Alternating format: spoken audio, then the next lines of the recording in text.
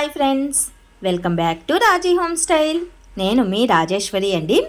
ఈరోజు రాజీ హోమ్ స్టైల్లో బియ్యం పిట్టుని ఏ విధంగా చేసుకోవాలో సింపుల్ ప్రాసెస్లో ఈరోజు ఈ వీడియోలో చూసేద్దామండి. ఎదిగే ఆడపిల్లలకి పిట్టు అనేది చాలా ఇంపార్టెంట్ రెసిపీ అండి.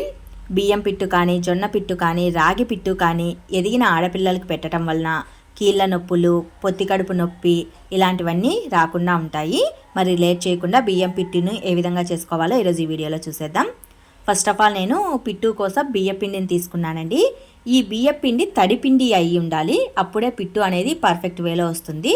పొడి పిండి అయితే గనక కాస్త నీళ్ళని జల్లించి తడిపిండి లాగా చేసుకోండి. ఇలా మనం గట్టిగా ముద్ద చేస్తే ముద్ద అయ్యే ప్రాసెస్ లాగా ఉండాలన్నమాట. పిండి కూడా కాస్త బరకగా ఉంటే మరీ మంచిదండి, మెత్తగా కాకుండా బరకగా ఉండాలి. అలాగే బెల్లం కూడా కావాలి, కొద్దిగా కొబ్బరి తురుము, 5-6 యాలకలు కూడా ఉండాలండి. ఒక 2 టేబుల్ స్పూన్లమైన నెయ్యి కూడా కావాలన్నమాట. ఇప్పుడు ఒక గిన్నె తీసుకొని అందులో ఒక 2 గ్లాసులమైన వాటర్ని వేసుకొని దానిలో తడిగుడ్డని ఇక్కడ వీడియోలో చూపిస్తున్న విధంగా తడపండి. తడిపి ఆ గుడ్డని ఆ గిన్నెకి కట్టేసేయండి. గిన్నె అనేది కాస్త వెడల్పుగా లోతట్టుగా ఉండాలి. తాడుతో ఇక్కడ వీడియోలో చూపిస్తున్న విధంగా కట్టేసేయాలి. కంపల్సరీ కాటన్ క్లాత్ అయ్యి ఉండాలండి, వైట్ ఏమీ అవసరం లేదు, ఏదైనా కాటన్ క్లాత్ అయితే సరిపోతుంది. కట్టే తాడు కూడా కాటన్దే అయ్యి ఉండాలండి.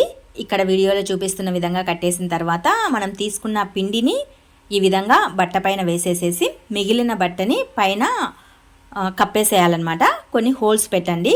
ఫోక్ స్పూన్తో కాస్త హోల్స్ పెట్టామంటే ఆ స్టీమింగ్ అనేది లోపల భాగానికి కూడా చక్కగా పట్టి పిట్టు అనేది చక్కగా బాయిల్ అవుతుందన్నమాట.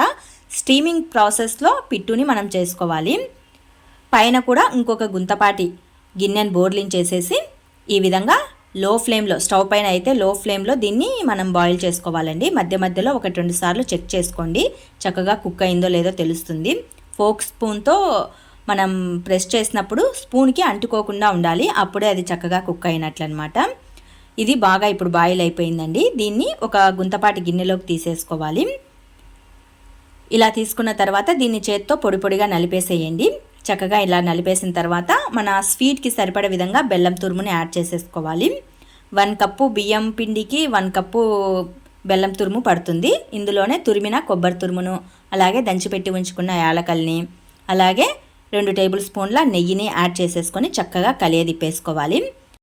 ఈ బియ్యం పిట్టుని పెద్ద మనిషి అయిన ఆడపిల్లలకి పెట్టడం వలన కీళ్ళ నొప్పులు కానీ, పొత్తి కడుపు నొప్పు కానీ, నడుముల నొప్పులు కానీ ఫ్యూచర్లో ఇలాంటివి రాకుండా ఉంటాయండి. ఆడపిల్లలు ఉన్న ప్రతి తల్లి ఈ పిట్టు రెసిపీని నేర్చుకోవాల్సి వస్తుందన్నమాట. పిల్లలు ఫ్యూచర్లో మంచిగా ఉండాలంటే కనుక అప్పుడప్పుడు పిల్లలకి ఈ పిట్టుని చేసి పెడుతూ ఉండాలి. నేనైతే బియ్యంతో పిట్టుని చేశానండి. జొన్న పిండితో చేసుకోవచ్చు, రాగి పిండితో కూడా చేసుకోవచ్చు. నేను ఆల్రెడీ రాగి పిండితో పిట్టుని చేశాను, ఆ వీడియో లింక్ డిస్క్రిప్షన్లో ఇస్తాను. రాగి పిండి, బియ్యం పిండి అనేది మంచి హెల్దీ రెసిపీ అండి. బియ్యం పిండి కంటే రాగి పిండితో, అలాగే జొన్న పిండితో కూడా చేసి పెట్టచ్చు.